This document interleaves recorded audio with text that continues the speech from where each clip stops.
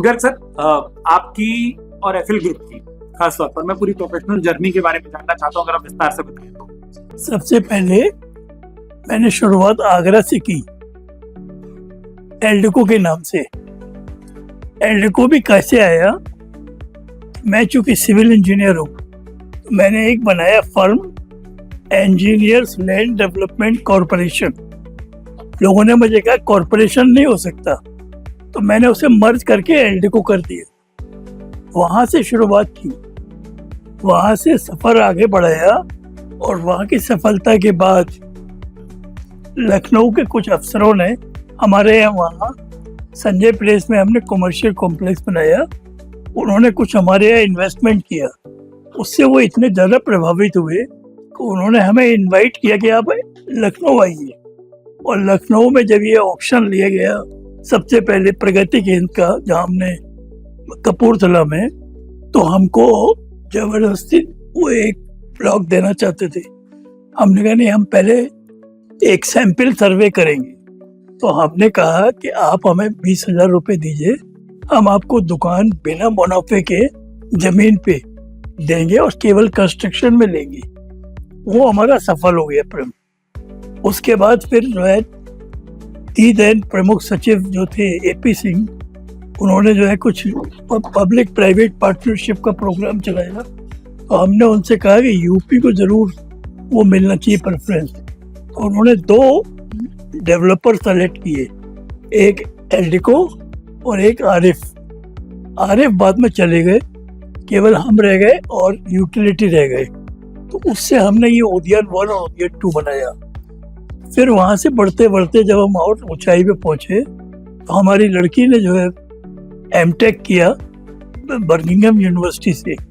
उसका मन था कि मैं बिजनेसमैन बनूं, तो हमने उसके लिए फिर आईफिल बनाया जिससे कि कोई कंफ्यूजन ना हो।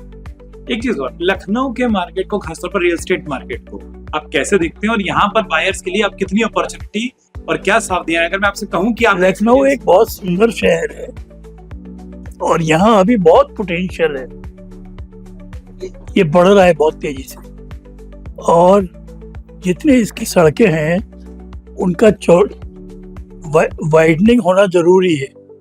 वो हो जाएगा तो छोटे छोटे सैटेलाइट टाउन्स, बाराबंकी तक, इधर सीतापुर तक, इधर रायबरेली तक, ये सब बनेगी। और हम बना रहे हैं, हम देवा रोड पे बना रहे हैं। एक चीज और, आपके, हाँ मैं वही जानना चाहता, आपके अपकमिंग प्रोजेक्ट्स कहाँ कहाँ हैं वो जरा बता दीजिए इस वक्त। हाँ, अभी तो हमने सुल्तानपुर रोड कंप्लीट किया है, 292 फ्लैट्स। अब हम देवा रोड पे एक हाई राइज बना रहे हैं 18 स्टोरी, और एक बना रहे हैं प्लॉटेड डेवलपमेंट, वो 60 एकड़ में है। वो तो टॉप ऑफ द वर्ल्ड है। एक चीज और, आपके एक्सपीरियंस से अगर मान लीजिए इस वीडियो के जरिए आप सरकार को कोई सजेशन देना चाह रहे हो रियल एस्टेट सेक्टर को बूम करने के लिए लखनऊ में, सरकार को और किन बातों पर ध्यान देना चाहिए लखनऊ या यूपी में? मेरी राय ये है, मेरी ओपिनियन है, सरकार का काफी सहयोग है और जो अच्छे डेवलपर हैं उनको सपोर्ट देती है सरकार। जो अनऑथराइज्ड प्लॉटिंग वाले हैं उनके ऊपर भी पूरा अंकुश लगा रहे हैं और उसी ऊपर ज़्यादा जोर देना चाहिए कि वो सब ना होए। उससे क्या हो, खेती की बढ़िया जमीन बर्बाद कर रहे हैं लोग। एक चीज सर, एक सवाल उठता है कि जो एक EWS सेक्शन बन गया LIG तक का, और एक बन गया अपर मिडिल क्लास। अब जो बीच का एक मिडिल क्लास रह गया जिसकी आय 4 से 6 लाख रुपए सालाना है, कि 3 लाख से तो ऊपर है, EWS से ऊपर है, लेकिन 6 लाख की सालाना आय है। क्या उस तरीके की गैप को अब वो डेवलपर नहीं देखते हैं? EWS, LIG, HIG, MIG, एक और बीच का है सेगमेंट, उसको हम कहते हैं अफोर्डेबल। हमने उद्यान जब बनाया तो वहाँ हमने आकांक्षा बनाया, इसका नाम है आकांक्षा, उपहार, तुम्हारी आकांक्षा हमारा उपहार। एक अभिषेक बनाया 3 रूम और एक आराधना 2 रूम, बाकी EWS और LIG बनाया। देखो क्या सफल है। अब डेवलपर इधर क्यों नहीं ध्यान दे रहे जो आपने पहले ध्यान दिया? हर एक का अपना अपना सोच है।